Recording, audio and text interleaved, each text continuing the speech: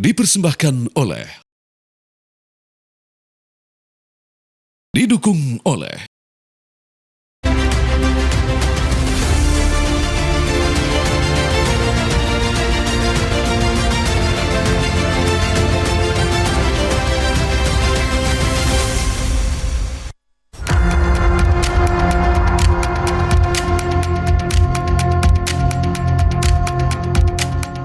kita patuh mengikuti jadwal yang ada, dan kami juga menantang ya, menjawab. Kan ada orang di sana yang bilang kalau berani ya langsung pokok perkara. Orang itu tidak ngerti hukum. Saya pastikan orang yang bicara di Solo itu tidak ngerti hukum. Dia baca dulu ya kitab undang-undang hukum acara pidana. Kalau ada yang namanya pra peradilan itu menunda pokok perkara. Kalau dia melakukan malah nabrak, nyuruh itu, dia melanggar hukum, dia harus ditangkap malah.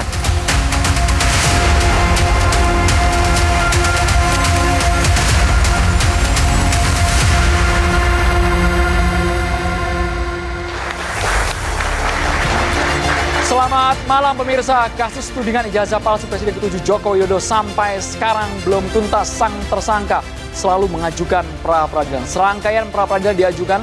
Yang pertama dikabulkan sebagian mengenai penggeledahan di rumahnya. Kemudian yang kedua, yang ketiga, dan sekarang sudah masuk jilid keempat. Ada 3 poin utama menyoal mengenai sprindik, kemudian pencekalan, dan juga penerapan rezim hukum. Apakah KUHP yang lama atau yang baru? Karena dari pihak Roy Suryo ingin kepastian hukum selama proses ini berlangsung. Terima kasih kepada BHS yang terus mendukung program Catatan Demokrasi. Kami juga menghadirkan mahasiswa dari Universitas Muhammadiyah Jakarta dan juga dari UPN Veteran Jakarta. Terima kasih teman-teman mahasiswa. 2 panelis kita yang luar biasa yang mengikuti kasus ini dari awal ini sepertinya sudah lebih dari 1 tahun, Mas ya. Sudah jauh lebih dari 12 tahun. Ada Bang Aristo Pangaribuan, pakar hukum pidana dari UI. Dan juga ada Prof. Gayus Lumbun, mantan Hakim Agung kita, Prof. Gayus. Kami juga menghadirkan yang biasanya kadang naik pitam di layar, tapi berharap malam hari ini tensinya agak turun. Ada Irjen Pol Purnawirawan Arianto Sutadi, penasihat ahli Kapolri, Pak Arianto. Dan juga ada yang tetap setia bersama dengan Pak Jokowi, Prof. Firmanto Pangaribuan, kuasa hukum Presiden ke-7 Joko Widodo. Dan juga di sisi kanan saya, Bang Refli Harun, kuasa hukum dari Roy Suryo. Assalamualaikum warahmatullahi wabarakatuh. Ini kuasa hukum, kalau mau marah-marah Bang Refli duluan yang maju biasanya Bang Refli ya. Dan juga yang sudah lama tidak tampil di Catatan Demokrasi, akhirnya diundang kembali. Setahun lebih sudah tidak ke meja ini ya. Inilah dia, Roy Suryo. Ya. Alhamdulillah, berikan tepuk tangan untuk TV One. Akhirnya TV One berani ngundang lagi. Berani dong, iyalah. berani dong. Ayo undang lagi. Kami selalu berani ngundang. Statusnya sudah tersangka loh Mas Roy Suryo. Mau tersangka, mau terdakwa, mau tertera apa aja, ayo. Semua dijabanin. Nggak ada masalah. Wah, status tersangka tapi roadshow di semua media masih kenceng sampai sekarang Mas ya. Emang ngaruh? Yang dikejar apa ini Mas Roy Suryo? Pra-peradilan Yang dikejar berkali-kali. kebenaran. Kebenaran dalam soal? Ya kebenaran dalam soal penerapan. Kan saya selalu dituduh, oh itu melakukan hal-hal yang melanggar Undang-Undang ITE pasal 32, 35. Lah Undang-Undang ITE itu dulu saya yang buat, malah ditersangkakan pakai itu kan konyol nih orang yang nggak ngerti bahwa pasal 32 dan 35 itu digunakan untuk hacking. Itu adalah computer crime, bukan computer related crime. Dan apa yang dilakukan tuh kalau dibuktikan nanti kalau orang itu posting duluan atau dia mengunggah. Kan nggak ada unggahannya sama sekali, ijazahnya masih ada kan, ijazahnya juga fisik kan. Terus ijazahnya yang katanya Dian Sandi itu kan juga ternyata diakses oleh hakim pengadilan loh. Oleh hakim pengadilan pra-peradilan masih bisa, nggak ada kerusakan. Nah itu salah satu contoh aja Mas. Jadi penerapan pasal yang salah itu jangan sampai diteruskan karena nanti akan berakibat nanti mungkin kalau adik-adik berbuat kesalahan yang sebenarnya bukan dilakukan adik bisa kena. Kayak satu lagi yang tadi Mas sebut juga ya, soal pra-peradilan yang saya lakukan yaitu soal penangkapan, kemudian penggeledahan, kemudian penahanan. Supaya orang nantinya itu tidak mudah ditangkap, tidak mudah ditahan. Karena terbukti penangkapan, penahanan, dan penggeledahan saya itu tidak sah. Pra-peradilan yang pertama. Pra-peradilan yang pertama. Yang kedua soal ganti rugi 210 juta ditolak. Yang ganti rugi itu yang ketiga. Yang ketiga. Ya karena alasannya kurang pihak. Oke, yang kedua soal status tersangka? Ya, karena di pasal 32 tapi alasan hakim waktu itu adalah karena timing. Itu nggak ada alasan timing itu, tapi nggak apa-apa. Ayo kalau kita, makanya yang kurang pihak tadi ya tambahi pihak. Katanya kurang kan, ya tambahi nanti pihak. Ini mau sampai jilid keberapa Mas? Mau mencari celah hukum di bagian mana lagi? Bukan Mas? celah. Oke. Ini adalah amanah yang digulirkan ketika ada Kitab Undang-Undang Hukum Acara Pidana nomor 20 tahun 2025 yang baru. Dulu itu orang kalau mau misalnya mau mempertanyakan pasal-pasal yang dilakukan, saya bukan ahli hukum ya, tapi saya ikut belajar dikit-dikit dengan kasus ini. Itu kemudian ditabrak dulu dengan pokok perkara. Nah sekarang nggak bisa lagi. Jadi harus benar dulu nanti dalam persidangan. Jadi kita benerin dulu. Itulah namanya kita mencermati dan menggunakan hukum ini yang benar untuk tujuan yang benar. Inilah alasan Mas Roy Suryo sampai dengan detik ini belum mau masuk ke pokok perkara. Seperti Iya, Dr. karena Tifa memang Arkani. aturannya dalam KUHP baru. Nanti silakan Prof. Gayus atau juga Pak Aristo ya untuk kemudian menyampaikan. Karena kalau KUHP yang baru itu kita masih pra-peradilan, ya nggak boleh pokok perkaranya jalan. Kalau ada orang tadi yang saya katakan pada video tadi, ya, yang ayo saya tunggu di pokok perkara, lah dia nggak ngerti hukum itu yang dari Solo itu, ya, itu jelas kalau saya tegas saya dari Solo, ya, itu nggak ngerti hukum lah nantang-nantang. Yang dari Solo banyak. Makanya, Yang dari Solo banyak. ya kan, aman-aman, TV aman-aman, jangan khawatir. Sebelum ke Bang Refli, Firmanto lu. Ya seharusnya kan harus dari perspektif Tambahan lu lawyer ya. dulu kan. Oke.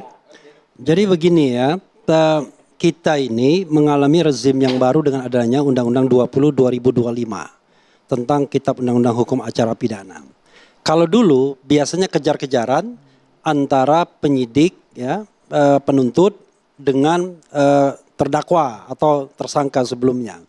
Begitu kemudian kasus dilimpahkan dan kemudian dibacakan dakwaannya langsung selesai pra-peradilannya. Nah kalau sekarang berdasarkan Undang-Undang 106 pasal 163 Undang-Undang KUHP tersebut, Undang-Undang 20 2025, ketika kemudian pra-peradilan itu kemudian disampaikan, maka itu harus berhenti dulu. Memang ada kontroversi ketika ada putusan yang kedua, ya. Firman mau ngomong itu kan? Putusan yang kedua yang mengatakan bahwa wah, ini harus ke pokok perkara. Ada pendapat hakim tunggal yang mengatakan kalau misalnya sudah dilimpahkan baru diajukan, kemudian itu nggak relevan lagi dan lain sebagainya. Tapi faktanya, ya kita bicara based on fakta, faktanya sampai pra-peradilan yang keempat kok kami masih diproses, masih diterima, masih diproses. Jadi prapit pertama kita dikabulkan, ya walaupun dikatakan sebagian karena yang kita minta banyak soalnya, tetapi intinya dikabulkan karena yang dipersoalkan adalah penahanan dan penangkapan, sebenarnya itu. Yang kedua, kita mencoba untuk masuk pada pasal yang disangkakan. Pasal 32 ayat 1 yang memberikan ancaman hukuman 8 tahun. Tidak dikabulkan bukan karena substansinya kita kalah, karena hakim menghindar. Kata hakim gak relevan lagi. Kok gak relevan gimana? Mas Roy ini masih tersangka dan itu adalah ancaman 8-12 tahun penjara yang bagi kami ngawur sebenarnya. Yang ketiga, tidak kalah juga dinyatakan tidak dapat diterima, karena dianggap kurang pihak. Ya, aneh juga sesungguhnya. Nanti semua klaim kepada negara itu harus mengikut sertakan Kementerian Keuangan. Repot nanti Menteri Keuangan. Apakah bendahara misalnya dalam perusahaan misalnya ya. Kalau kita misalnya menggugat direksinya tiba-tiba harus ikut terus-menerus bendaharanya. Kan harusnya tidak. Tetapi karena dimintakan kurang pihak ya kita ajukan lagi. Nanti prapit yang kelima itu sudah kita ajukan. Ya soal ganti rugi lagi, tapi ini dengan sudah siap yang kelima berarti ya, sudah menyiapkan dengan menambahi pihak yaitu Menteri Keuangan. Karena itu perintah hakim. Nah yang keempat sedang berjalan. Kita mempermasalahkan SPDP, surat perintah dimulainya penyidikan yang tidak disampaikan kepada tersangka, yang itu merupakan pelanggaran terhadap Undang-Undang KUHP yang lama, 881 yang sudah diterjemahkan, sudah ditafsirkan oleh MK. Jadi melalui putusan MK yang kemudian mengatakan bahwa itu bukan hanya urusan antara penyidik dan penuntut, tetapi juga harus disampaikan pada pihak pelapor, terlapor, kemudian juga pihak tersangka dan lain sebagainya. Jadi semua pihak sampai situ ya, Bang Refli, surat semua pihak itu harus equal. Okay. Juga kami mempermasalahkan pencekalan yang tidak transparan dan kami juga mempermasalahkan dua rezim hukum yang kemudian diterapkan sama yang dalam konteks Dr. Tifa itu dikabulkan sebagai null and void atau batal demi hukum. Itu tambahan saya sedikit. Ini harus yang menjawab pihak termohon sebenarnya, Polda Metro Jaya dan juga Kejaksaan. Tapi Pak Firmanto mau masuk? Iya, terima kasih, selamat malam. Jadi tentu kan sebenarnya Mas Roy ini sebagai tersangka atau sebagai terdakwa? Tersangka hari ini katanya tadi. Nah ini kan perlu kita pahami kan bahwa sebenarnya pasal 1 ayat 15 itu mengatakan yang bisa mengajukan pra peradilan itu kan adalah tersangka. Memang terdakwa itu adalah tersangka juga, ya seperti itu. Nah kemudian yang saya ingin sampaikan bahwa Mas Roy kan sudah menerima dakwaan ya. Status terdakwa itu kan kalau sudah di sidang. Ya enggak, saya bertanya sudah menerima dakwaan ya? Saya belum. Oh belum. Belum. Oke. Jadi yang saya tahu di dalam media kan pengadilan jaksa mengatakan sudah melimpahkan perkara ini ke Pengadilan Negeri Jakarta Timur. Pengadilan Negeri dan di dalam ketetapannya Mahkamah Agung memberikan bahwa persoalan ini diperiksa di Pengadilan Negeri Jakarta Timur. Menurut pemahaman saya itu sudah masuk sebagai terdakwa. Karena disampaikan sebagaimana juga Bu Tifa kemarin disampaikan bersamaan dengan dakwaannya. Itu pemahaman kami karena disampaikan seperti itu. Tapi kalau disampaikan sama Mas Roy belum menerima dakwaan ya nggak apa-apa. Saya terima Belum kasih. dan belum ada jadwalnya, Prof. Ya, kalau jadwal berbeda dengan diserah terimakan karena yang saya pahami diserah terimakan, pelimpahannya termasuk dakwaannya yang saya pahami seperti itu. Kemudian dijelaskan kalau kita bicara masalah pra peradilan itu terbatas kok, ada limitatif. Yaitu apa? Mengenai upaya paksa ya dan juga mengenai penghentian penyidikan dan penuntutan. Nah, apa yang disampaikan tadi sama Pak Refli benar bahwa hakim yang memutus Prapit kedua itu sudah mengatakan bahwa ini adalah upaya untuk mengulur-ngulur waktu dan tidak masuk dalam pokok perkara. Dan ini adalah penyalahgunaan hukum, ya lembaga pra peradilan. Kira-kira Jadi maksudnya sengaja mengulur waktu gitu, maksud hakimnya itu ya? Itu adalah jurisprudensi. Oke. Dan kita harus patuhi. Apakah nanti ingin dipertontonkan tidak patuh sebagaimana Bu Tifa dipanggil untuk hadir di persidangan, katanya hadir tapi tidak masuk ke dalam persidangan, itu kan sedang dipertontonkan nih. Apakah mau mengatakan itu bentuk perlawanan, kita nggak tahu. Tapi yang ingin saya sampaikan, hakim sudah mengatakan, ya, yang juga sudah dipahami tadi sama Pak Refli langsung, Firman mau ngomong gini kan, seperti tadi kan. Artinya saya mau mengatakan ada jurisprudensi yang kita harus patuhi, yang sudah kita anggap harus benar. Seperti itu. Dan itu nanti dicek ya jurisprudensi itu kalau berkali-kali, kalau baru satu putusan itu namanya vonis. Nanti itu ahli hukum ngomong. Dan itu juga masa jurisprudensi. Kemudian mereka mengajukan lagi kan ketiga juga tidak diterima. Artinya kan ini sedang dipertontonkan, ya saya mau melawan. Karena di dalam putusan Prapit kedua itu disampaikan juga bahwa ini persiapan untuk melakukan perlawanan. Seperti itu. Jadi artinya bahwa memang dipertontonkan. Nah apakah nanti ini didengar oleh pihak pengadilan misalnya? Karena pengadilan masuk ke kasusnya Bu Tifa kan juga bersidang. Ya, kalau kita melihatnya tetap sidang, tetap dibuka. Kemarin juga diminta untuk tanggal 20 tetapi ada keberatan. Saya juga bingung kok bisa advokatnya masuk padahal nggak ada terdakwanya. Tapi ini semua dipertontonkan. Dan saya pikir karena ini adalah suatu rezim baru ya. Ada sistem peradilan pidana terpadu baru. Apakah ini masih prinsip kehati-hatian kita lihat. Tetapi dari putusan daripada Prapit sudah tegas. Dari persoalan Bu Tifa sudah masuk ke dalam pemeriksaan sudah tegas. Apakah nanti masih disampaikan juga ada kelima dan sebagainya? Mohon maaf ya, saya melihatnya agak arogan. Tapi permohonan pemohon selalu diterima tadi iya. Versi Bang Refli tadi. Sama kan di Bu Tifa juga diterima. Tapi kan persidangan sudah mulai masuk, kan gitu. Yang pasti Prapit itu kan memang mungkin harus ada aturan. Makanya saya bilang tadi, apakah nanti ini pengadilannya yang memiliki aturan sendiri, membacanya, ataukah nanti Mahkamah Agung membuat suatu SEMA untuk internal peradilan itu, ataukah membuat perma untuk bisa dipakai oleh internal dan eksternal. Jadi aturan seperti itu. Nah itu nanti kita serahkan. Tetapi yang ingin saya sampaikan adalah, kita jangan mau diajak bermain-main. Kalau memang kita menuduh Pak Jokowi jasanya palsu, ya masuk dong. Kan itu aja. Sehingga ini sebagaimana disampaikan Pak Jokowi, ini harus segera selesai. Tetapi nanti kan akan disampaikan sama Pak Refli lagi mungkin ya.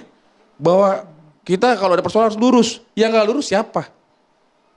Sudah dinyatakan oleh hakim di Prapit bahwa ini adalah upaya untuk melakukan perlawanan pada pokok perkara. Kira-kira seperti itu. Saya rasa gitu. Saya jump in ya. Saya memberikan konteks nih, devil's advocate saya di sini untuk kedua-duanya nih. Jadi gini, yang pertama sesuai tema nih, pra-peradilan Roy tak kunjung usai. Ini sebenarnya pasti akan ada usainya, karena pra-peradilan itu kan amunisinya terbatas. Tapi strategi litigasinya yang ditempuh oleh Pak Roy dan Bang Refli ini kan dicicil satu-satu.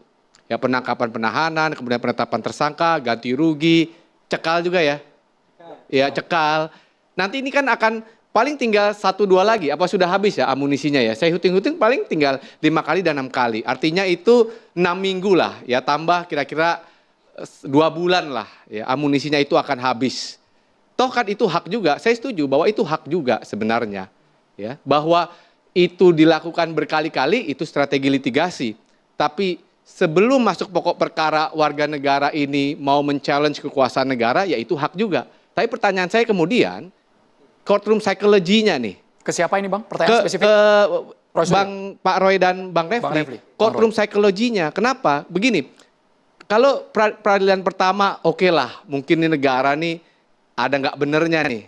Karena terbuktikan sebagian dimenangkan ya, sebagian dimenangkan dan kemudian terbukti ditahan polisi, dilepaskan jaksa. Nah, itu topik yang lain lagi. Tapi kalau sudah kedua, ketiga, keempat, ini jadi diminishing return nih. Orang jadi bertanya, ini strateginya apa nih yang sedang dimainkan? Apakah ini persoalan legal atau persoalan lebih besar di belakang ini? Karena tadi Pak Roy bilang nih, tadi Bang Andro bilang, wah ini tersangka terdakwa bisa TV roadshow kemana-mana ya. Nah apakah orang kan jadi bisa menimbulkan persepsi. Nah saya mau tanya nih penjelasannya mungkin ke Bang Refli dan Pak Roy, courtroom psychology-nya gimana? Karena begini, nanti hakim kan, ini orang udah berkali-kali nih ya, mencoba, tadi misalnya putusan pra peradilan ada yang mengatakan bahwa ini meng-abusing pra peradilan, walaupun saya nggak setuju juga itu abusing. Kalau saya pandangannya saya nggak setuju itu abusing. Kenapa? Ya karena dikasihlah kesempatan. Kalau diperiksa kemudian tidak bisa dilimpahkan, ya maksudnya ketika dilimpahkan itu kemudian pokok perkaranya pra peradilannya tidak bisa diperiksa, ya itu kan akan terjadi loophole nanti. Jadi bisa aja aparatur ya saya limpahkan aja dia nggak bisa pra peradilan. Tapi kan itu merupakan hak dari tersangka, itu silakan hak, ya. itu hak. Dan memang pra peradilan silakan. itu mengatakan limitasinya hanya kepada objek yang sama. Artinya boleh-boleh saja. Tapi pertanyaan kedua, akibatnya sudah dipikirkan belum? Courtroom psychology-nya. Hakim kan bisa ilfeel. Nanti di pokok perkara dia juga bisa ilfeel. Itu yang pertama. Nah yang kedua mungkin kepada Bang Firman ya. Kemudian mungkin Pak Arianto. Pak Arianto mungkin juga supporting timnya kali ya. Saya nggak tahu bagaimana posisinya. Nah, supporting termohon ya Bang ya? Ya. Ini kenapa tidak menunggu aja? Karena kan memang haknya. Toh kan ada limitasinya. Ya 5 atau 6 kali, ya biarkan saja, bukankah itu menguntungkan? Ya kalau saya menjadi advokatnya Pak Jokowi misalnya, saya ditanya advice-nya, saya bilang, kita bisa lihat ini menguntungkan juga Pak, courtroom psychology-nya nih, diminishing return nih buat Pak Roy Suryo, ya, yang saya bilang ya, the law of diminishing return, lama-lama kredibilitasnya menjadi terancam. Nah gitu kira-kira konteksnya nih. Dikit Mas Refli, sebentar. Tapi saya kira Pak Aristo juga udah nggak. Pak Aristo kebetulan adalah ahli yang dihadirkan oleh pihak termohon waktu itu. Objektif kan saya? Objektif, kan? Bagus. Jadi Perapit pertama Mas ya? Perapit pertama. Pak Aristo ini mengatakan bahwa yang namanya pemberlakuan KUHP yang lama, KUHP yang lama, kemudian dengan ada pemberlakuannya pakai KUHP yang baru itu adalah salah. Yaitu terbukti kalau itu tidak diperapit, kita nggak akan menemukan kesalahan-kesalahan semacam itu gitu loh. Jadi ini gunanya perapit dan sebenarnya ketika yang kedua pun kita juga sudah salah tapi tidak signifikan. Jangan dipotong penjelasan saya. Iya, tapi kan salah. Ya, ada kan? salah, tapi tidak signifikan untuk membatalkan. Betul. Jadi itu jadi artinya signifikan. itu tidak akan muncul kalau tidak ada perapit. Jadi makanya sekarang tergantung dengan keberanian hakim. Kalau hakim berani, ya harusnya seperti kemarin ganti rugi itu kan sudah diputus. Hakim yang sama memutus ini harus ada ganti rugi, tapi kemudian ketika ada ganti rugi adalah harus diajukan tersendiri. Ya kita kan ngikutin, Mas Andro. Ya kita ajukan, ternyata kurang pihak. Ya kalau kurang pihak, tambahin pihak. Gitu tapi aja diminishing repot. return-nya Ya. gimana? Karena kan hakim yang sama, pra peradilan kedua kan sudah agak ilfil ya dalam tanda petik saya Pak jawab. Suryo ya. Ini, biar Mas Refli. Jadi kalau kita lihat pra peradilan era sekarang setelah adanya KUHP 20/2025 ini, maka sebenarnya kita banyak belajar. Rugi lawyer-lawyer yang kemudian tidak memanfaatkan fasilitas pra peradilan ini untuk belajar dan menyelami bagaimana bekerjanya Undang-Undang 20/2025 tentang KUHP yang baru. Bahkan hakim sendiri itu juga meraba-raba. Sebagai contoh misalnya, ketika kita berdebat yang kita gunakan KUHP lama atau KUHP baru misalnya. Bayangkan, kita masih berdebat soal itu. Apakah KUHP lama KUHP baru? Karena kejadiannya itu dilakukan sebelum KUHP baru diundangkan. Tetapi ketika ini diajukan sudah KUHP baru, maka kan sudah jelas bahwa alat ujinya bisa jadi KUHP lama, alat ujinya, ya, batu ujinya, tetapi proses untuk melakukan pra-peradilannya pakai KUHP baru. Sebagai contoh ya, pasal 163 ayat 1 huruf E itu eksis. Jadi ketika kita melakukan pra-peradilan, itu kita nggak dipanggil untuk sidang di Pengadilan Negeri Jakarta Timur.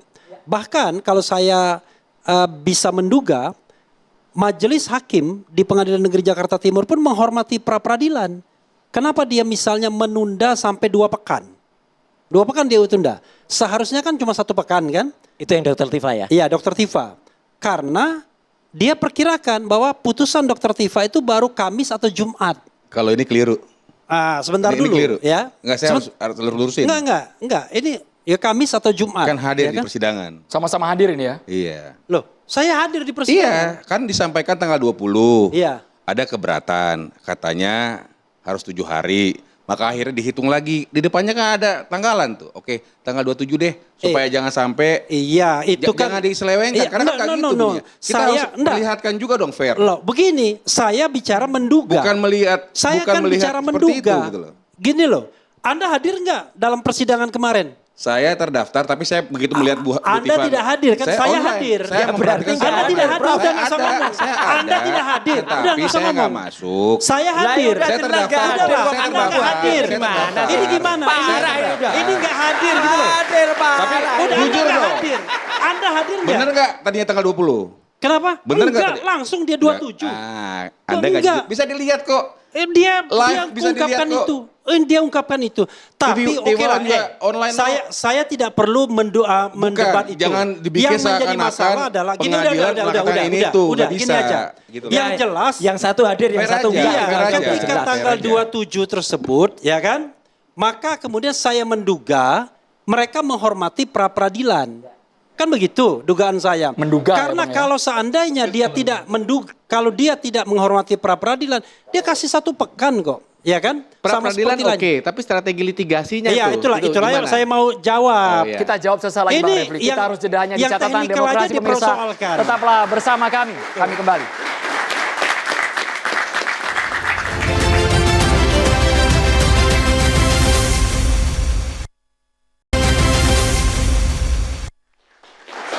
Sebelum kita berikan kesempatan kepada Prof. Gayus dan juga Pak Arianto tadi soal strategi litigasi. Iya, yang ditanya gini, oleh Pak Aristo. kalau kita bicara tentang strategi litigasi, itu sesuatu yang kami evaluasi terus-menerus.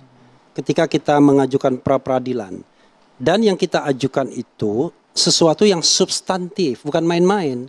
Sebagai contoh misalnya, kita mempermasalahkan penahanan penangkapan dikabulkan. Itu intinya kan sebenarnya. Yang kedua, kita mempermasalahkan digunakannya pasal 32 ayat 1. Kemudian kok bisa pasal ini digunakan untuk menersangkakan Mas Roy? Makanya kita challenge. Tapi kenapa pilihannya dipecah-pecah? Nah, sebentar dulu, saya kan belum selesai. Lalu yang ketiga, ya kan, kita kemudian masuk kepada wilayah yang jelas, yaitu soal ganti rugi yang secara teoritis harusnya dikabulkan.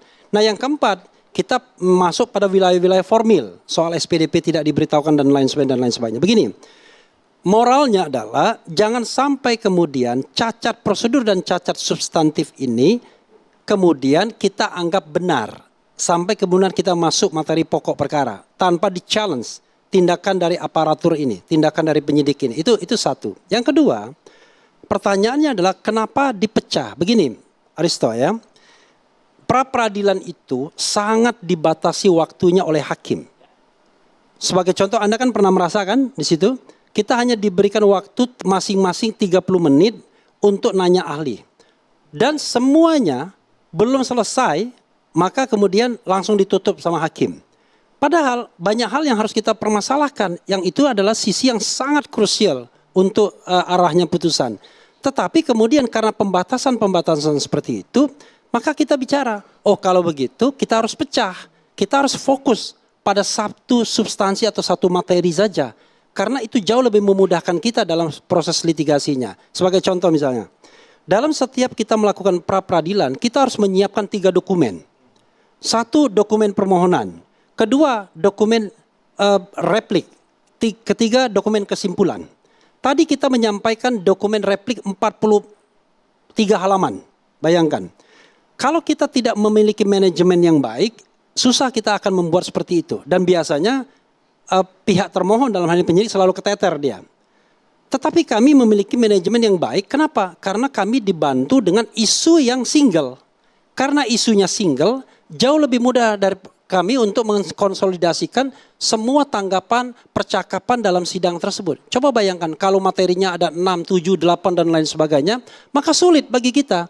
Mana yang mau kita tonjolkan? Dan biasanya psikologi, hakim, kalau disodorkan banyak permohonan yang tidak consolidated, yang tidak solid biasanya, maka yang paling gampang adalah menolak. Karena menolak itu kan status quo artinya. Tetapi kalau kita meyakinkan dengan satu titik, satu permasalahan, dia nggak bisa menghindar. Nah, masalahnya adalah mereka buang badan biasanya. Dia tidak jawab apa yang kita sampaikan, yang dia jawab adalah ini permohonannya tidak relevan katanya. Loh, sampai mulai kapan hakim kemudian bicara tentang relevansi? Bukan bicara tentang apakah ini sah menurut hukum atau tidak. Sebelum ke Pak Arianto, kalau soal relevansi dan tidak, ya kami bisa mengajukan pra-peradilan kapanpun sepanjang itu diperbolehkan undang-undang. Kalau kita mau mengajukan setelah penetapan sebagai tersangka, boleh. Kita mau mengajukan sekarang, ya hak kami. Karena itu bagian dari strategi juga. Karena salah satu hal krusial kenapa kemudian pra-peradilan diajukan adalah karena ada proses penangkapan dan penahanan kemarin. Sebelumnya kita tidak mau mengajukan pra-peradilan kalau tidak ada proses penangkapan dan penahanan. Tapi begitu ada penahanan dan penangkapan, Mas Roy mengajukan. Dr. Tifa menarik karena kemudian tidak lagi ditahan. Tapi Mas Roy tetap maju. Begitu kita maju, kita banyak mendapatkan pelajaran, banyak mendapatkan insight dari proses itu sehingga membuat kita mau mengajukan yang kedua kalinya. Wah, yang pertama kita dimenangkan. Maka kemudian this is a success story kan. Termotivasi. Maka kemudian kita akhirnya maju untuk yang kedua. Dan yang ketiga mudah sekali bagi kita harusnya dimenangkan yaitu hanya ganti rugi. Tapi kata dia menghindar kurang pihak. Oke, kita tambahin pihak. Nah, jadi ada beberapa pertimbangan di lapangan selain pertimbangan-pertimbangan menurut hukum yang memang sudah diberikan oleh KUHAP itu sendiri. Itu argumen dari jawaban pemohon. saya. Prof. Oke, Gayus. ya. Ya, saya mencoba untuk memberi pandangan saya terhadap apa itu pra-peradilan. Saya menggunakan 3 substansi. Yang pertama, melihat pra-peradilan dari perspektif filosofis. Filosofis apa yang kita gunakan untuk melihat satu proses pra-peradilan? Negara ketika dia memeriksa sebuah perkara pidana, tentu harus dibatasi dengan pengawasan. Tidak bisa kekuasaan negara itu digunakan tanpa kontrol. Kontrol itulah yang dijaga di semua negara. Di Amerika Serikat pre-trial sama. Dasarnya untuk melihat apakah betul hak asasi manusia telah berlaku dan dijalankan oleh penguasa. Itu yang pertama. Secara sosiologis yang kedua. Bagaimana pandangan masyarakat hari ini memuncak sekali. Ini enggak selesai-selesai ini kalau pra-peradilan diulang-ulang dengan berbagai jumlah pengajuan pra-peradilan. Ketiga soal yuridis. Jadi filosofis, sosiologis dan yuridis. Diatur dengan jelas di KUHP yang baru pasal 158 sampai 164 dengan tegas itu. Lalu pilihannya adalah di negara hukum apakah bisa masa dihalangi, dikurangi untuk melakukan upaya hukum. Ada batasannya ya Prof ya? Ya, artinya bukan cuma batasan ya, kalaupun itu dengan istilah batasan, oke, dengan batasan. Batasan apa? Apa batas jumlah orang mengajukan gugatan, upaya hukum, atau orang menggunakan perhitungan lain? Ini persoalannya. Kan negara hukum tidak boleh mengurangi hasrat orang, mengurangi niat orang untuk melakukan upaya hukum. Harus diberikan seluas-luasnya. Hanya perluasan ini ditentukan bersama sebagai undang-undang. Tapi hakim bisa menilai Prof, apakah ini bagian dari strategi mengulur-ngulur waktu, bahasa tadi Prof Firmanto, atau memang sesuai dengan koridor? Masyarakat berpikir begitu. Maka forum ini bisa ikut membantu. apakah kira-kira siapa yang menentukan secara kepastian undang-undang tadi, yuridisnya, apakah memang dibatasi pra peradilan cukup 2 kali? Atau pembatasan lain yang pernah diajukan tidak boleh diajukan. Yang sudah pernah disampaikan tidak boleh disampaikan lagi. Karena pra peradilan memang semuanya serba singkat, efisien, dan murah. Ini asas untuk bagaimana pre-trial itu dilakukan dengan cepat. Nah, saya menawarkan sebenarnya ini harus dipilih apakah memang harus dibatasi bahwa pra peradilan cukup 2 kali saja atau dibatasi substansinya yang sudah pernah disampaikan tidak boleh disampaikan. Undang-undang mengatur itu, pasal 158 sampai 163 itu mengatur itu. Tidak boleh yang sudah pernah disampaikan. Kalau bahasa Mas Roy tadi melengkapi, jika ada pihak yang ditambah kemudian dimasukkan lagi, memungkinkan itu Prof? Apapun istilahnya, tetapi itu memang kebebasan. Jadi harus ada aturan yang memaksa untuk boleh atau tidak boleh. Begini dan begitu, itu aturan. Saya menggagas, sebenarnya ada katakan tim penelaah. Ketika perkara masuk itu ditelaah dulu, masuk yang kedua maksudnya. Apakah materinya, substansinya sudah pernah disampaikan di pra-peradilan yang pertama dulu. Itu belum hakim. Itu masih tim atau kepanitraan. Setelah itu tim penelaah ini bisa meneruskan ke hakim. Oh hakim ini memang belum pernah disinggung, jadi ini bisa lanjut. Hakim juga tidak langsung menerima, hakim mempelajari kembali dan itu diputus oleh hakim. Kira-kira begitu aturannya. Prof Gayus, soal perspektif hakim, apakah mungkin hakim sampai ilfil ketika melihat ini kok berkali-kali berjilid-jilid tidak tuntas perapitnya? Hakim selalu menggunakan keyakinannya. Di samping logikanya, keyakinannya, dan yuridisnya. Diaturnya seperti apa? Ini kan diatur. 158 sampai 163 itu jelas. 64 itu boleh banding. Ini juga satu kemajuan dari antara panelis boleh bertanya ini, ya Prof ya. Jadi bisa ilfil ya Prof Gayus ya. Karena keyakinan kan perasaan itu. Ya, tapi saya pikir ilfil atau ketidaksukaan ini sebenarnya memang harus dihilangkan ya. Karena hakim harus netral. Hakim tidak boleh, harus fair. Jadi justice as fairness.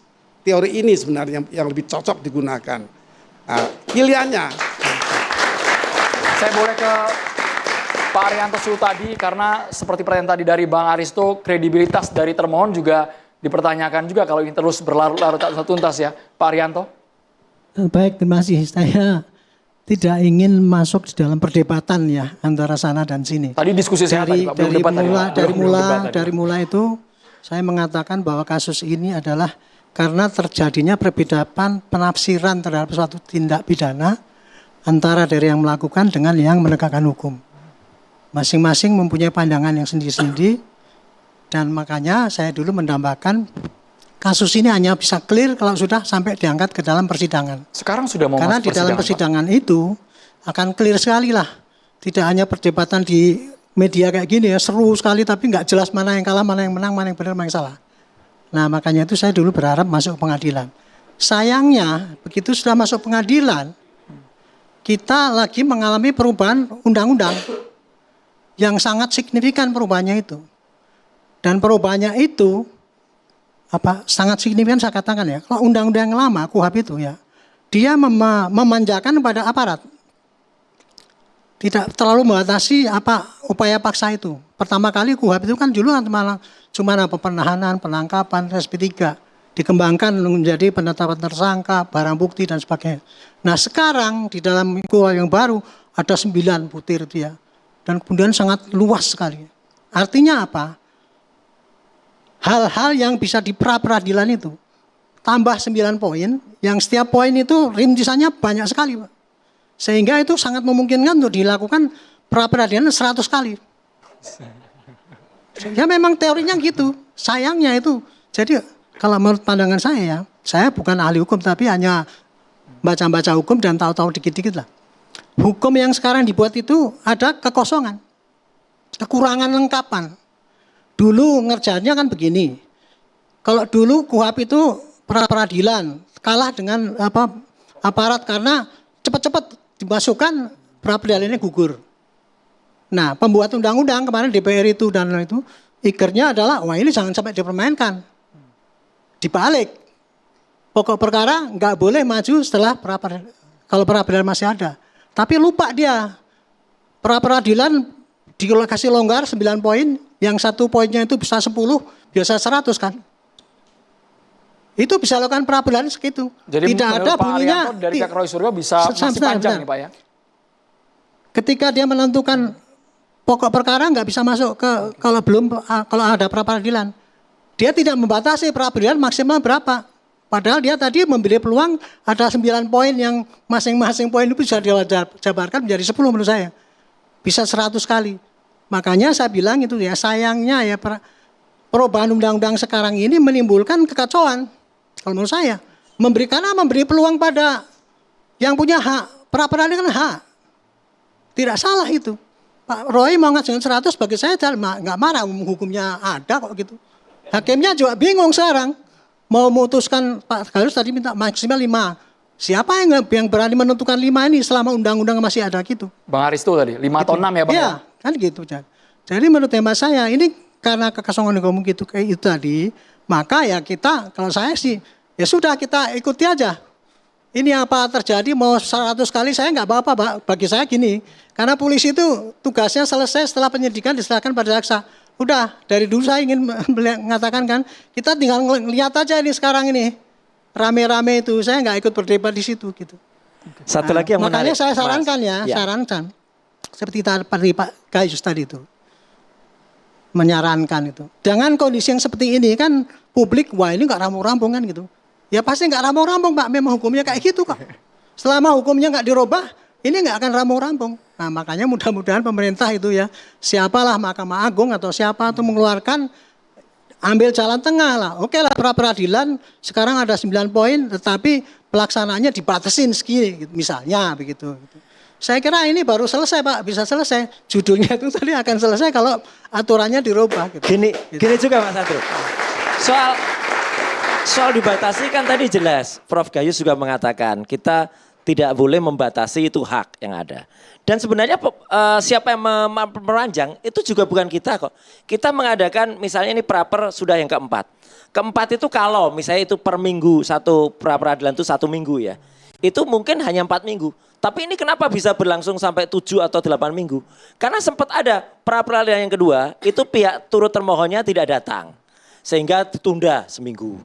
Kemudian pra-peradilan yang keempat kemarin, itu juga turut termohonnya juga sempat gak datang. Tadinya orangnya ada, tapi kemudian ini fakta. Orangnya ada, mau mulai dia hilang. Pergi, sehingga itu benar. Jadi akhirnya dipanggil, kita sudah mundur setengah jam. Dipanggil panitranya manggil lagi, nggak ada. Ya udah tunda lagi seminggu. Siapa pihak ini Mas disebutkan Mas? Iya, pihak yang turut termohon memang bukan kepolisian, kejaksaan. Jaksa. Iya, jadi kan itu siapa yang menunda-nunda, ya kan? Jadi jelas, lagian tadi seperti kemarin putusan yang ketiga, ya kurang pihak.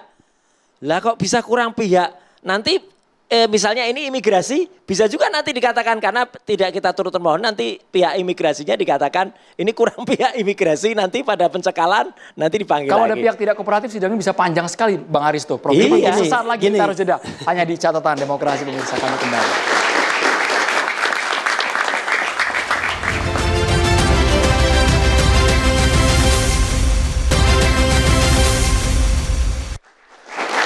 Panelis kita berikan kesempatan lagi untuk bertanya ke Bang Refli, ke pihak Roy Suryo. Oke, gini, tadi kan penjelasannya teknikal ya, Bang Refli ya. Jadi dia fokus karena ada limitasi waktu. Ya, mungkin sebagian argumentasi itu bisa dimengerti, itu yang pertama. Tapi yang kedua, amunisi pra-peradilan ini kan sebenarnya terbatas. Ya, upaya paksa itu kan bisa dideskripsikan apa saja. Ruang lingkupnya ya dalam tindakan-tindakan pre-trial atau sebelum masuk ke pokok perkara itu juga terbatas. Itu yang pertama. Nah, kembali kemudian ke tesis saya, bukankah kalau dipecah sebegitu banyak ya, kan pilihannya bisa memecah 2, memecah 3, ya atau 1 pun bisa konsolidasi. Ya, bisa saja konsolidasi waktu, menyiapkan saksi ahli dalam waktu yang bersamaan itu bisa saja, membuat draft yang baik ya. Kan kemudian dikasih kesimpulan itu bisa saja secara teknikal, tapi apa sebenarnya argumentasi yang lebih mempreferensikan memecah begitu banyak, padahal ada bayang-bayang resiko kredibilitasnya itu bisa tidak baik jadinya. Yang saya tadi soal mengatakan waktu tadi, hakim ilfil ya, Yang tadi diminishing soal waktu, return. keterbatasan waktu. Gini, keterbatasan waktu itu kan bisa diakali. Ya, makanya saya bilang sebagian besar saya bisa mengerti, tapi sebenarnya bisa diakali. Misalnya apa? Buat draft pra peradilan yang compact, ya langsung to the point. Kan dikasih kesimpulan to the point apa saja poin-poinnya. Nah ini kan pilihan strategi litigasi. Tidak apa-apa sebenarnya, tapi saya belum mendapatkan penjelasan ya. Kenapa itu dipilih dan kenapa tidak mempertimbangkan keilfilan hakim? Karena ada tanda-tanda hakim ilfil. Di pra-peradilan yang kedua, hakim mengatakan, ini eksploitasi, sederhananya gitu kan. Ya, eksploitasi dari pra-peradilan. Nah, kenapa itu yang dipilih? Itu saya benar-benar penasaran sebenarnya. Strategi litigasi apa yang sedang dimainkan di sini? Tadi kita membacakan replik. Replik itu kita dikasih waktu pukul 3, setelah sidang itu ditutup kira-kira pukul 11 ya. 12, 1, 2, 3 ya kira-kira 4 jam kurang. Kemudian kita balik ke kantor dan kemudian kita buat replik tersebut. Dan 43 halaman replik tersebut. Kemudian yang kita dianggap dibacakan itu hanya halaman 2 sampai halaman 7. Tapi halaman 7 sampai kemudian halaman 43 kita bacakan semuanya dan pembacaan itu makan waktu kira-kira 1 jam lebih. Dan fortunately hakim tunggal menyimak dan tanpa menyelah. Biasanya dia mengatakan ya pokok-pokoknya saja dan lain sebagainya. Itu menunjukkan apa? Bahwa hakim pun sebenarnya pengen tahu sebenarnya apa yang dipersoalkan oleh pemohon ini sebagai sesuatu yang barangkali dalam perspektif undang-undang yang baru ini sesuatu yang baru juga. Karena barangkali dulu nggak dipermasalahkan atau tidak ditonjolkan permasalahannya. Jadi kita mempermasalahkan misalnya soal SPDP yang tidak disampaikan kepada pihak tersangka misalnya. Pertanyaan kita adalah orang mungkin akan meremehkannya, oke? Sorry Bang Refli, kenapa SPDP itu tidak dipaketkan dengan penetapan tersangka? Itu kan rangkaian proses, itu kan pertanyaannya kemudian. This is a strategy, ya kan? Ya, coba jelaskan rasionya di balik strategi itu, karena itu kan alur SPDP, penyidikan, ujungnya penetapan tersangka. Ya, jadi gini, kita kan ada besar-besarannya. Besaran pertama kita mempermasalahkan penahanan dan penangkapan, itu besarannya. Tapi ketika kita mempermasalahkan penahanan dan penangkapan, kemudian di situ ada muncul kata-kata soal rehabilitasi, ganti rugi dan lain sebagainya. Ketika putusan, maka diminta bahwa ganti rugi itu harus permohonan terpisah, oke? Kalau itu saya ngerti, itu post kejadian. Oke. Itu saya ngerti. Tapi begini, jangan dipotong terus. Karena dengan itu saja, kemudian kita sudah menjadi 2 pra-peradilan. Ketika pra-peradilan ganti rugi itu kemudian dikatakan kurang pihak, yaitu Menteri Keuangan, sudah jadi 3. Benar nggak? Padahal pra-peradilan kita ini baru 4 sekarang ini. Jadi yang ingin saya katakan adalah apakah pra-peradilan itu ada pembatasnya? Ada. Secara subjektif dan secara objektif. Secara objektif apa? Pertama, ruang lingkup pra-peradilan. Yang kita bisa mainkan kan upaya paksa. Ya. Dan itu kemudian kita ajukan. Oke, 1. Yang kedua apa? Anda kan tidak bisa mengajukan hal yang sama. Dan kita sampai peradilan keempat tidak mengajukan hal yang sama. Kalaupun kemudian kita mengajukan lagi ganti rugi karena waktu putusan sebelumnya di NO, bukan ditolak.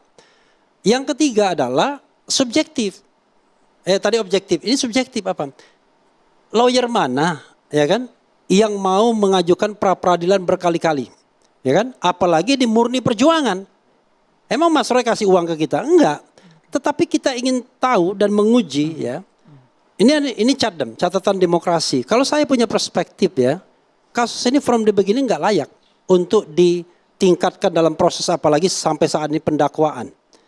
Harusnya ketika awal ada orang yang berpendapat bahwa ijazah itu palsu 99,9%, kan sebenarnya banyak treatmentnya kan, tunjukkan, kemudian undang media dan lain sebagainya yang tidak perlu kemudian menggunakan tangan besi negara untuk proses yang namanya ultimum remedium, yaitu menggunakan pasal-pasal pidana, kan begitu. Prof. Firmanto harus karena mengantar, itu, tidak layak ya kan, sampai ke persidangan harusnya. Karena itu kemudian, karena itu kemudian kita uji. Tindakan-tindakan penyidik ini satu demi satu kita uji. Dan banyak sekali bolongnya sesungguhnya. Bayangkan mereka melakukan sebuah proses penyidikan yang tidak patuh pada undang-undang yang ada. Mulai dari hal yang sifatnya prosedur maupun yang sifatnya substantif. Yang prosedur itu apa? SPDP tidak disampaikan. Ya. Kemudian pencekalan tidak disampaikan. Itu substantif. Yang prosedur, yang substantif apa misalnya? Yang substantif menggunakan pasal-pasal yang sesungguhnya tidak ada relevansinya dengan perbuatan Mas Roy. Pasal 32, pasal 35 dan lain sebagainya. Itu apa untuk audiens? SPDP itu surat perintah dimulainya penyidikan. Itu awal penyidikan. Itu yang dipersoalkan Mas Roy tanggal 15 Januari dan 30 Maret, singkatkan. Lalu kemudian tadi soal ilfil ya kan. Saya tidak melihat tuh hakimnya ilfil. Ketika terakhir tadi sidang, dia menikmati dalam tanda kutip menyimak 7 sampai 43 halaman tanpa disela. Saya kira hakim ini juga sama-sama belajar. Kita kan sama-sama belajar sesungguhnya. Nggak ada orang yang pintar dari kita. Kecuali bahwa kita sama-sama belajar proses yang baru ini. Oke, mungkin Anda akan mengatakan besok-besok dia ilfil, dia marah dan lain sebagainya. Tentu kita akan hitung dia sebagai sebuah faktor non-hukumnya. Dan kita kan berproses. Bang Refli, tapi dan saya ini kan baru menarik soal empat pra-peradilan. Bang Refli bahwa sebenarnya kasus ini tidak layak sampai ke persidangan harusnya. Prof Firmanto harus komentar dulu bagian itu, Prof. Iya, sebenarnya ini kan dimulai dari adanya tuduhan-tuduhan. Kemudian Pak Jokowi memanggil kami untuk memberikan konferensi pers terbuka beberapa kali itu. Kemudian kita sudah sampaikan jika ada siapapun yang ingin melihat, silakan hubungi kami. Kita kasih alamatnya. Artinya itu adalah bentuk sampai saya sampaikan, gimana kalau ini sudah kita sampaikan, sudah perlihatkan. Dan yang paling penting adalah faktanya sudah diperlihatkan. Sampai Pak Refli juga sudah lihat. Saya lihat di dalam media mengatakan ada embos dan sebagainya. Mas Roy juga ya? Kok. Mas Roy juga ada, Bu Tiva ada, semua ada. Tetap palsu gimana diperlihatkan kalau palsu diperlihatkan ya satu kali 5 menit, 7 menit sudah itu hilang kan lagi. Itu. Iya. Jadi siapa yang bisa kalau sudah memiliki Ijazahnya paham. tetap palsu gimana? Ini kan kepahaman nih. Ya, sudah ditunjukin, diliatin, sudah ada pernyataan resmi dari UGM. Malah kemarin di dalam satu TV Mas Roy menyampaikan adanya dari KPU bukti-bukti bahwa memang Bapak sudah dicek. Tapi Prof, dari kan, UGM saja penjelasannya lulusnya aja 2 kali. Yang satu lulusnya Oktober, yang satu lulus November. Itu fakta loh itu. Ini adalah, rektor nggak bisa ini adalah bualan-bualan. Enggak bualan itu fakta itu, Prof. Saya bilang bualan? Karena sudah disampaikan, sudah diberikan. Ada 3 orang loh yang mengajukan RJ. Tapi kalau bualan cukup kasar. Kalau RJ pengkhianat dia. Sebenarnya paling gampang mahasiswa ini lebih percaya ijazah Jokowi palsu atau asli itu aja. Ini kan. Ya. Ini. Komputernya UGM saja yang namanya Lisa, Learn Integrated Service Advanced, itu komputer canggih. Bikinan UGM ditanya, Jokowi lulus tidak? Jawabannya tidak. Ya itulah. Itu komputernya UGM gimana? Itulah, makanya kan saya sampaikan. Ini kita lebih percaya komputer atau orang? Kalau kita mengatakan asli dan tidak, itu harus didukung oleh faktor pendukung dan argumentasi. Makanya harus kalau Anda faktor pendukungnya hanya menunjukkan ijazah itu di gelar perkara khusus 7 menit kan mereka dan itu dianggap sebagai sesuatu hal yang tertentu kita tunjukin. Ijazahnya diuji kan bukan minta diverifikasi datang ke UGM rame-rame. Kalau bohong itu belok-belok. Kalau tidak bohong lurus tunjukkan aja ijazahnya. Bergantian persoalan. Yang mereka inginkan adalah masuk ke persidangan. Dan tapi itu kalau yang bilang terhormat. bualan ini luar biasa. Berarti selama ini penelitian dianggap tidak ilmiah gitu, Prof ya? Oh sangat. Loh, sekarang pembuktian ijazahnya itu yang ilmiah. Orang punya ijazah, bangga nggak punya ijazah? Dari UGM. Bangga kan? Kalau bangga tunjukin aja. Bagaimana nggak usah bikin reuni-reunian, nggak usah bikin KPU 5 kali. lucu-lucuan sandiwara itu nggak jelas. Bagaimana ada beberapa perintah dari Puslapor? Tanyakan ke masyarakat, percaya nggak ijazah itu ada atau forum ini kan ada Mas Roy. Ada. Sampaikan dong apa kepalsuannya. Kan gampang. Udah banyak kepalsuannya, tinggal di googling aja ketemu. Sampaikan kepalsuannya supaya kita tahu. Sehingga ya sudah banyak apakah dari foto aja hanya mimpi, apakah hanya bualan kan itu. Mas Roy langsung disampaikan secara ringkas, Mas. Sudah. Jadi kepalsuannya jelas. Kita sudah sering menyampaikan ijazah yang ada itu nggak ada embosnya. Ya, ada orang yang menguji embos itu orang nggak ngerti mak lampir itu ya. Bilang embos saja embus. Tangannya katanya nembus, padahal itu ada plastiknya, Prof. Orang kayak gitu kalau dipercaya ada plastik bisa ngerasain jari saya nembus. Padahal ijazahnya tuh embosnya tuh ada di bawah. Dia jarinya dari atas. Bang Refli aja bilang ada embosnya. Enggak ada. Ini ada saya lihat di TV kok. Sokol. Saya lihat ada di TV kok. Katanya embos.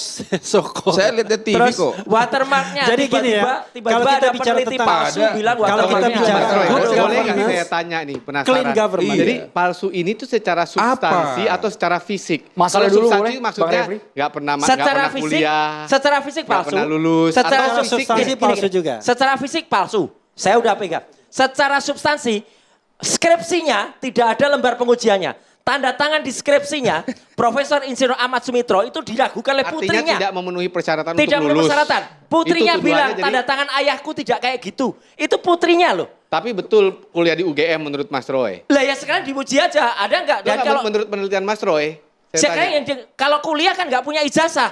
Ijazahnya kok ada, berarti ya palsu ijazahnya. Jadi Udah, Mas ini Roy benar. masih Kadang-kadang banyak ijazah amunisi yang untuk berbeda, pra-peradilan kadang-kadang masih ini banyak. bisa Banyak Secara amunisinya substansi dan ya. secara fisik. Jangan kita mundur dibilang kita takut. Kok takut bener dengan Prapit sih? Ya katanya propat Nggak Prapit. ada takut sama Iyalah. Prapit, nggak ada. Iyalah, ayo Tetapi kalau tadi datang. disampaikan, kenapa Dan lucu harus lagi Mas Abdul. pengadilan? Kalau Ini- memang benar, ngapain juga? Jokowi itu barusan kita lihat di barang bukti. Ada legalisasi baru ijazah. Bikinan Agustus 2025. Bikinan. Iya bikinan. Legalisasinya itu Agustus 2025 oleh dekannya Pak. Jokowi mau ngelamar apa Agustus 2025? Itu nanti pasti akan ditunjukkan. Oh ijazahnya nggak ada. Ini nanti ada legalisasi. strong statement. Padahal ijazah itu sudah disita Juli 2025. Andromeda. Ijazahnya disita Juli makanya kok Agustus ada ada strong legalisasi. statement dari Bonatua Banyak, Silalahi banyak, Makanya- banyak. bahwa Banyak banget ijazah kayak gini. Jokowi tidak ada dan Ya. itu ada bukunya. Jadi Bonatua Saya sudah Silalahi kemarin- membuat buku ijazah Jokowi tidak ada. Saya Kenapa? kemarin saya Dia sudah konfirmasi menggunakan beliau. administrasi publik. Saya sudah tanya Gitu. mengenai itu, mengenai tidak ada itu maksudnya dia tidak melihat di KPU. Tetapi faktanya dia mengatakan bahwa memang ijazah itu ada 5, disajikan kok. Ya, jadi Salah, jangan Salah, melintir bro. jangan Jangan melintir bro. Gak ada Jangan ijazahnya. melintir. Adanya Wali kota legalisasi ini 2 melintir. kali, Profesor kok melintir. Gubernur sekali, Waduh, parah presiden lah. 2 kali. Jadi gini aja, biar gampang. Udah, salah. Maka tadi kan pertanyaannya kenapa harus sampai ke persidangan kan? Saya Kata jawab. Leo Tolstoy, Ya ini, kalau ijazahnya itu ada, perdebatan maka yang tidak lurus memiliki saja. dasar. Kalau belak-belok itu biasanya bohong. Kita Nah, bergantian kan, Bapak kembali Ibu. kan? Kalau kita Harapannya pakai argumennya prinsip good ilmiah. Kembali kan, governance, disampaikan clean kan, Sebatas government. bualan, Betul. yang murni penelitian. Enggak, tapi yang lari-lari kan sebenarnya kan beliau. Kalau memang pengen langsung ke pokok perkara substansi kan kita buktikan. Nah, Tadi ini, mau ini lari-lari keliru, panjang-panjang. keliru, ya. Yang lari kan beliau. Tolong Kita Pak Jokowi straight kok. hadir dalam sidang Kita yang memang hadir. membuktikan Pak ijazah. Jokowi sudah sampaikan. Jangan yang kemudian mendakwa Roy Suryo pencemaran nama baik dan Itu kan fitnah. tuduhan Jokowi itu baru. nggak pernah hadir di Kalau- sidang ini kan CLS. tuduhan-tuduhan baru. Padahal ada CLS sidang membuktikan di ijazah. Pak Solo Jokowi yang membuktikan ijazah secara nggak berani terbuka datang. sudah menyampaikan di publik. Kalau mau lagi Akan hadir, ya yang namanya akan laporan menyajikan Bareskrim itu ijazah-ijazahnya, mengenai penggunaan akan ijazah atau membawa dokumen palsu ijazah-ijazahnya diproses SD bro. dan SMP. Satu persatu Jadi Bapak lucu. bicaranya. Satu persatu Yang Bapak. diproses itu. Gitu loh. Ini Oke, Prof Gayus ini Pak tahu Jokowi benar. hadir nanti Saya ingin kabarnya. bicara. Iya, Iya. oke. Jadi begini, saya satu-satunya orang di pemberitaan yang tidak setuju dengan menguji palsu atau asli. Kenapa? Hal ini akan ribut tidak pernah berhenti kalau ujiannya palsu atau asli. Saya mengusulkan agar diuji sah atau tidak sah dari ijazah yang Bukan asli apa dimaksudkan. palsu ya Prof ya? Tidak bisa. Nanti Setuju. otentik dan identik. Otentik dan identik itu bergelut sendiri itu nanti dengan pembandingnya apa. Ini akan sulit selesai. Tapi jalan keluarnya adalah sah atau tidak sahnya benda yang dimaksudkan digunakan ini dengan baik dan betul. Kalau Jadi- skripsinya tidak pernah diuji sah nggak Prof? Kenapa? Kalau skripsinya nggak ada lembar ujiannya sah Nah, nggak itu Prof? bagian dari nanti kita memeriksa. Itu bagian. Udah, Itu gampang bagian. itu Prof. Ya, kalau dikatakan gampang ya mungkin gampang. Iya. Tapi bagi pihak yang lainnya juga mungkin tidak gampang. Kalau gampang kenapa dipersulit Prof? Nah. Bukan, kenapa nggak masuk ke persoalan? Kenapa tidak masuk ke intisarinya? Iya, langsung yuk gitu. Ya. Lucu banget ya. Intisarinya adalah sah atau tidak sahnya benda ini. Bukan apakah dimulai orang- dari awal. Benda ini bisa muncul sebagai benda yang bernama ijazah. Ini persoalannya. Dan bagi saya pengadilannya adalah PT UN. Ini dapat saya jelaskan secara detail dalam forum tertentu. Dimulai dari KIP boleh. KIP boleh memulai itu. Kemudian UGM bandingnya kalah loh Prof. Di PT UN UGM bandingnya kalah loh Prof. ya, Iya kemudian kan? kan berlanjut ke PT UN. Iya. Jadi Kalah. bagi saya kalau ini mau selesai dengan baik, selesai dengan satu kebahagiaan bersama, ya diuji di sah tidak sahnya dokumen yang bernama ijazah yang dipersoalkan ini. Kami akan tampilkan pasal dengan rinci, nanti di big screen ini akan ada pasal-pasal ketika proses pra-peradilan itu yang dipersoalkan. Sesaat lagi hanya di catatan demokrasi pemirsa, kami kembali.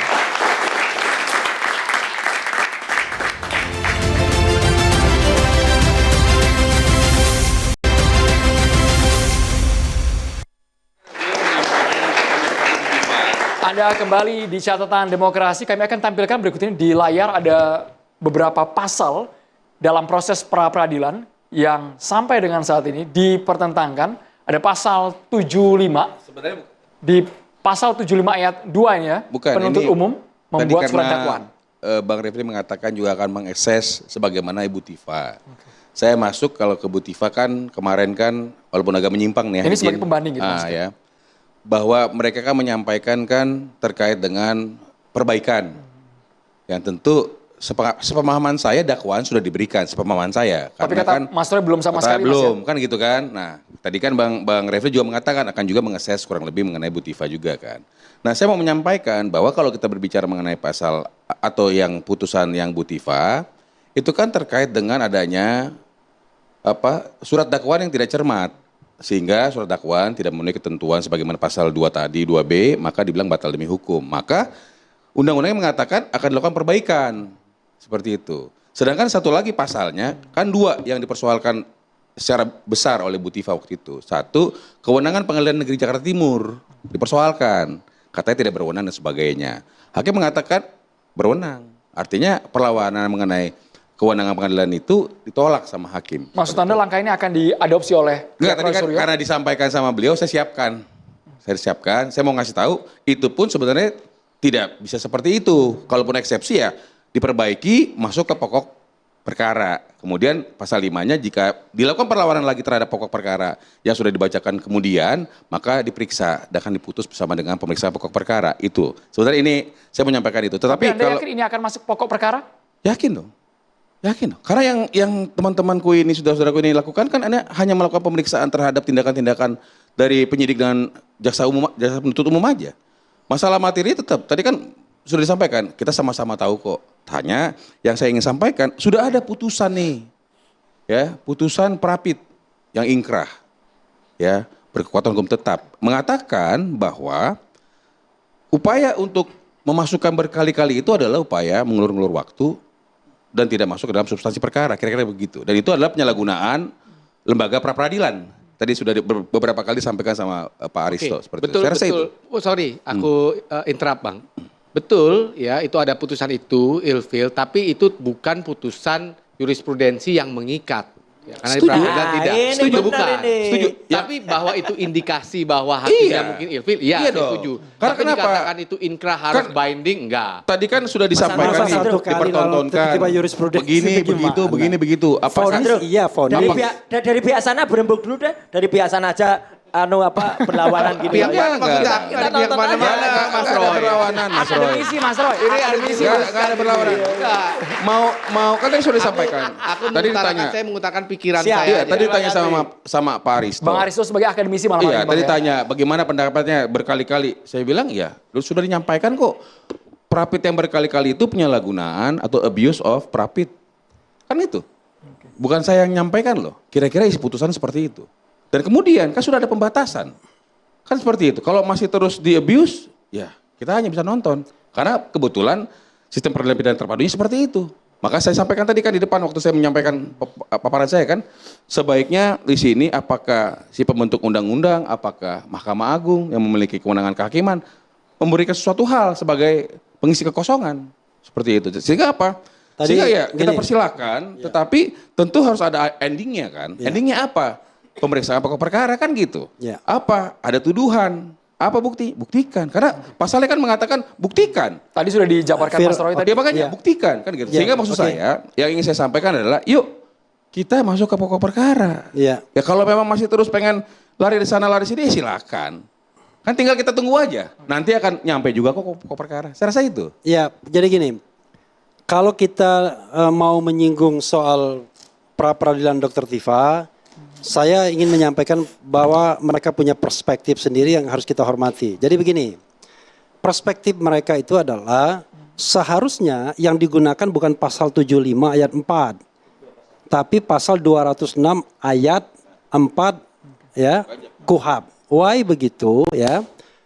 Karena hakim dalam putusan selanya tidak memberikan kesempatan atau tidak memerintahkan untuk menggunakan mekanisme perbaikan setelah surat dakwaan dinyatakan null and void atau batal demi hukum. Itu satu perspektif. Mereka menganggap bahwa langkah yang seharusnya dilakukan oleh jaksa penuntut umum adalah perlawanan sebagaimana diatur dalam pasal 206 ayat 4. Ketika kemudian jaksa dengan mudahnya mengubah surat dakwaan dan menyampaikan begitu saja, dan kalaupun kemudian nanti dilakukan nota perlawanan lagi langsung masuk kepada pokok perkara, maka mereka berpikir, loh ngapain saya menang putusan sela, it is useless. Nah, karena itu saya kira kita hormati saja perspektif itu yang sekarang sedang diuji di pra peradilan. Itu kan pengujian. Bapak-bapak, sekarang kita akan libatkan teman-teman mahasiswa, bisa bertanya langsung kepada narasumber, silakan dari UPN Veteran dan juga UMJ. UMJ dulu boleh? Baik, selamat malam semuanya. Sebelumnya perkenalkan nama saya Riri Novitasari, saya mahasiswa Fakultas Hukum dari Universitas Muhammadiyah Jakarta. Nah, jadi terkait kasus ini dari awal kita lihat dari proses hukumnya serta pra peradilannya itu terasa cukup panjang sampai sekarang. Nah, pertanyaan saya sebenarnya di mana sih letak kerumitan hukum utama dari penanganan kasus ini? Kenapa penanganannya itu terkesan berlarut-larut? Yang kedua itu, Bapak Jokowi itu sudah menyatakan siap membawa ijazah aslinya ke persidangan. Nah, jadi kan kalau akhir dari semua ini itu adalah mencari atau menguji kebenaran material, apakah seharusnya pembuktian ijazah ini tuh segera dibuka di persidangan agar kasus ini atau polemik ini tuh tidak berputar-putar pada persoalan prosedural, agar semuanya itu segera tuntas secara hadir bagi semua pihak. Terima kasih. Terima kasih Mbak Riri. Ya. Mas Roy udah nggak sabar mau jawab nih soalnya. Selamat malam semua. Perkenalkan saya Mahayal Barikwanto dari mahasiswa Fakultas Hukum UPN Veteran Jakarta. Sebelumnya terima kasih banyak karena telah diberi kesempatan untuk bertanya pada acara talk show malam ini. Jadi kan di pra peradilan pertama itu hakim menyatakan bahwasannya penggeledahan, penahanan dan penangkapan Bapak Rosrio itu tidak sah. Tetapi di tahap pra peradilan keduanya status tersangkanya dinyatakan sah. Nah, apakah itu bisa disebut cacat prosedural? Jika bisa disebut, sejauh mana cacat prosedural itu memengaruhi keabsahan proses penyidikannya? Terima kasih. Oke, Mas Roy Suryo boleh Mas? Oke, saya dulu ya. Mbak, sebenarnya siapa yang bikin panjang? Ya, sejak awal Jokowi sendiri yang bikin panjang. Ya, kalau mau dari awal, udah banyak contohnya. Arsul Sani ditanya ijazahnya tunjukkan. Obama, saya ditanya ijazahnya kemarin saya tunjukkan. Perkara orang-orang masih ribut ya silahkan aja. Jadi kalau ditunjukkan, dia nggak perlu bikin reuni-reunian, ya pesta-pestaan. Kemudian ada apa dia? Kalau mau datang reuni UGM Kagama, mana pernah dia datang ke Kagama? Nggak pernah datang ke Kagama. Ya, saya selalu datang kawan. Terus itu satu. Kedua, 400 lebih hari ya dibutuhkan polisi itu untuk memberkaskan. Mana ada persoalan sebenarnya sederhana. Kata polisi dulu katanya ini 2 bulan aja selesai. Nyatanya enggak, karena ya palsu. Mana ijazah aslinya saja enggak pernah ada ya. Pakai 712 barang bukti. 712 barang bukti adik-adik. Itu isinya apa? Formulir Jokowi ketika mendaftarkan wali kota. Ketika mendaftarkan apa. Enggak ada boya, ada mesin ketik juga. Ya, terus ada USB flash disk dari orang-orang yang tidak ada hubungannya. Ngapain juga? Buktinya cukup satu, ijazah aslinya. Dan sekarang kalau ada cerita, dia akan membawa ijazahnya. Kok bisa membawa? Ijazahnya sudah disita polisi, akan membawa. Bohong lagi dia. Pertanyaan dari mahasiswa tadi Mas Roy. Iya, artinya itu. Jadi banyaklah kebohongannya, udah jelas lah itu. Ya, jadi makanya kalau mau dia tampil di sidang, Tunggu saja tanggal mainnya. Udah banyak caranya. Banyak itu relawan-relawan bilang, nggak boleh tampil di sidang, nanti akan ada keamanan gini. Bahkan akan diusulkan nanti adalah pakai Zoom. Itu kan udah jelas lah. Niatnya aja udah nggak akan datang ke sidang. Dan saya tidak akan percaya dia datang di sidang. Itu satu. Ade, ya itu jelas ya. Hakim tuh clear banget ya. Saya salut kepada Pak Ketut Darpawan. Ketika memutuskan pertama mungkin belum banyak tekanan yang ada. Ya, jadi beliau tuh memutuskan clear banget soal penangkapan, penahanan yang itu kayak film G30 SPKI itu ya. Wadah itu animasinya, wow gitu. Wadah itu lagunya. Persis dah pokoknya. Nah itu benar disebut. Itu gunanya nanti tidak ada orang yang ditangkap seenaknya. Nah ketika kemudian kami menguji pra-peradilan yang kedua, intinya apa? Dari 712 barang bukti tadi, apakah ada hubungannya dengan pasal 32-35? Enggak ada. Satu pun enggak ada. Dari pihak mereka tidak bisa menghadirkan satu saksi pun yang bisa menjelaskan. Pasal 32 itu pasal tentang trespassing, kemudian hacking, kemudian juga uploading. Enggak ada semua ijazahnya, ijazah manual kok mau trespassing. Pasal 35 apalagi? 35 itu Mas Andrew, itu menjelaskan kalau ada seorang misalnya mentransfer uang, kemudian transfer itu direkayasa sehingga tampak seolah-olah otentik. Lah kalau Jokowi menggunakan pasal 35 berarti apa? Ijazahnya diakui palsu supaya kemudian itu menjadi akta otentik. Lihat. Ada silakan buka pasal 32-13. Saya hafal karena kebetulan saya juga ikut membuat itu. Jadi ketika seseorang ditersangkakan dengan pasal yang tidak benar, ya kita challenge. Kalau kemarin dikatakan itu nggak ada hubungan dan bukan ditolak loh, dia lari. Hakim itu mencoba dan kita lihat ekspresinya ketika misalnya mencoba pakai istilah timing. Tapi yang jelas, Mas Andrew, ini akan membuktikan bahwa yang namanya ijazah itu memang akan panjang. Kenapa? Karena orangnya itu kalau kita bagaikan dalam cerita, bumi gonjang ganjing. Langit gelap-gelap. Ketika di Nuswantara ada Petro yang nggak pernah mau ngaku. Petro, kamu tunjukkan ijazahmu Petro. Petronya kok pakai karet gelang. Oh ini anaknya nih kalau pakai karet gelang dia. Ya bukan ya. Ya ini Petro. Ternyata dia malah manggil buto-buto untuk membantu. Lah mbak coba yang dipanggil itu malah bukan buto-buto, bukan sengkuni gini akan selesai. Jadi truk. Selesaikanlah sehingga Indonesia tidak dibuat kacau oleh Petro yang tidak mau jujur ini. Wah, bumi gonjang langit gelap-gelap. Dah itu jawaban saya. Ya, jadi sebenarnya kan Pak Jokowi sudah menyampaikan akan datang ya secara terbuka loh. Tidak hadir pernah, secara fisik bukan Zoom tadi ya. Tidak pernah disampaikan seperti itu. Jadi makanya saya akhirnya berpendapat. Saudaraku ini nampaknya datang itu untuk tidak mencari kebenaran. Tetapi lebih kepada bagaimana memaksakan pandangannya yang terkesan menyesatkan. Karena kenapa? Kalau kita bicara mengenai apa yang dituduhkan kan gampang. Tinggal kita masuk. Saya terus akan berpegang kepada Prapit kedua. Kenapa? Sudah disampaikan kok. Saya melihat di situ dengan tegas dikatakan mengajukan Prapit yang berkali-kali itu, walaupun itu hak ya, itu merupakan penyalahgunaan lembaga pra-peradilan. Jadi buat saya adalah Pak Jokowi saja secara terbuka sudah mengatakan akan hadir, akan menyajikan ijazahnya kok dibilang by Zoom. Jadi memang tidak akan ketemu. Tidak akan ketemu sehingga apa? Masuklah ke materi pokok. Saya rasa itu. Pak Rianto. Saya suruh ngomong apa lagi? Saya udah bilang ya. Ini kasus ini yang terjadi adalah dari pihak sana mempunyai pendapat dan menerangkan dengan caranya sendiri bahwa yang dilakukan itu adalah benar dan tidak melanggar hukum.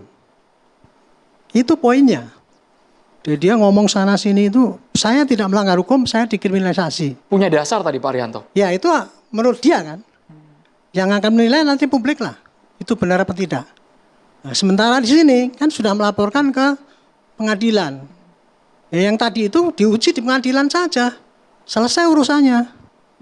Itu loh. Jadi urusan ini kalau tidak diselesaikan di pengadilan yang dua-duanya itu dibuka buktinya gini-gini enggak clear.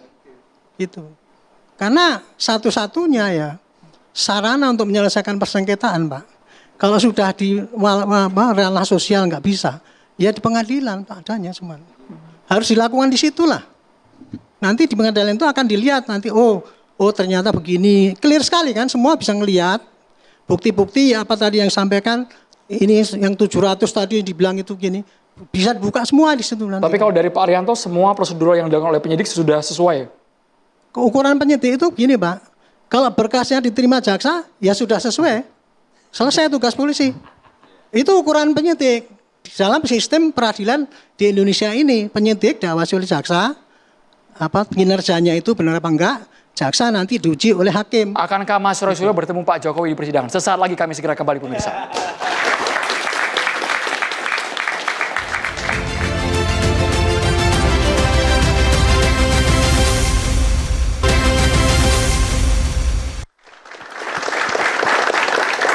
Terima kasih kepada BHS yang mendukung catatan demokrasi. Saya langsung ke Prof. Gayus melihat ini akankah sampai ke pokok perkara, Prof. Gayus? Ya, terima kasih. Saya akan mencoba memberi pandangan saya Secara singkat, Prof. Ya. Secara singkat. Ya, kembali melalui hukum administrasi negara. Katakan ada seseorang mengaku pangkatnya kapten. Ketika ditanya dia tidak punya KTA. Lalu bagaimana membuktikan bahwa ini memang benar-benar kapten, tidak punya KTA, hilang atau dicuri orang. Kemudian kalau pandangan saya, dia ditelusuri tahap demi tahap ketika dia bisa mencapai pangkat kapten itu. Artinya tidak ada asli atau tidak asli. Siapa pelatihnya dulu pertama kali dia mendaftar, bagaimana pendidikannya, kelulusannya tahap demi tahap. Baik, Prof. Itu kuncinya. Terima kasih. Mas Roy Suryo? Oke, ini menarik ya, saya nyambung dikit. Yang jelas, yang katanya dosen pembimbingnya saya sudah ngaku, Pak Kasmujo itu, dia bukan mahasiswa bimbingan, saya bukan dosen pembimbing, saya bukan dosen akademiknya, dan saya waktu itu lagi masih asdos. Tapi yang menarik tadi ada pertanyaan dari Bang Andrew, sampai kapan tuh kira-kira berlangsung? Memang yang namanya ijazah ini akan panjang. Nah ini kontroversi sambil diarahkan ke Prof. Firmanto. Kontroversi ijazah masih akan panjang. Jadi adik-adik silahkan terus belajar hukum kebetulan ya. Nikmatilah rezim baru ini. Prof. Firmanto. Ya, jadi tentu hukum acara sudah membatasi ya terkait pra-peradilan. Dan kita tunggu aja. Karena kenapa substansi daripada apa yang hari ini kita lihat itu sebenarnya adalah di pokok perkara. Sehingga tentu saya yakin juga kok nanti kita akan masuk dalam pokok perkara. Dan apapun nanti yang disampaikan sama Mas Roy Suryo terkait dengan apa yang tadi disampaikan, saya melihatnya itu seperti tuduhan ya, tuduhan-tuduhan, ya silakan. Nanti tentu kan akan dipertontonkan, disampaikan, dan tentu akan dilihat, dinilai sama hakim. Dan saya pikir ini adalah forum yang sangat terhormat di mana Pak Jokowi sudah menyampaikan secara terbuka akan hadir menyampaikan ijazah-ijazahnya kepada publik atas permintaan daripada pengadilan, dan tentu ini merupakan suatu lembaga formal yang luar biasa, yang sangat terhormat, dan tentu akan digunakan sebaik-baiknya oleh Pak Jokowi, dan tentu juga akan dipergunakan sebaik-baiknya juga oleh para tersangka dan terdakwa ini untuk bagaimana nanti ada kepastian hukum buat Pak Jokowi, termasuk juga buat saudara-saudara saya para tersangka dan terdakwa ini. Saya rasa demikian. Kita tunggu bersama sidang dengan tersangka Roy Suryo. Ada yang disampaikan ke Pak Jokowi satu kalimat? Pak Jokowi sudah siap datang atau belum? Sudah, tapi belum. Selamat malam pemirsa. Sampai jumpa.